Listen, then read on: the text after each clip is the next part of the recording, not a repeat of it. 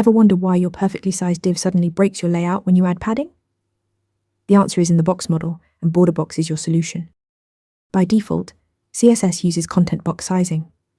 This means when you set width to 200 pixels and add 20 pixels of padding, the actual rendered width becomes 240 pixels.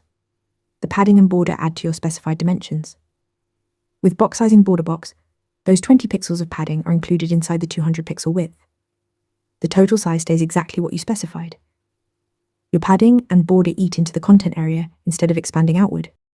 This makes sizing elements way more predictable and easier to work with. You don't have to do mental math every time you add padding. That's why most modern CSS resets apply border box globally using the universal selector. One line of code, and every element in your project uses intuitive sizing. Here's a concrete example. Say you have a div set 300 pixels wide with 20 pixels of padding on each side. With Content Box, the browser renders it at 340 pixels total. With Border Box, it stays exactly 300 pixels, and the content area shrinks to 260 pixels to make room for the padding. Same markup, completely different behavior, much more predictable layout. Remember, Border Box includes padding and border inside your specified dimensions, making CSS layouts predictable and maintainable. Use it globally for better control. Now go practice this in your next interview. Want to get better at answering questions like this?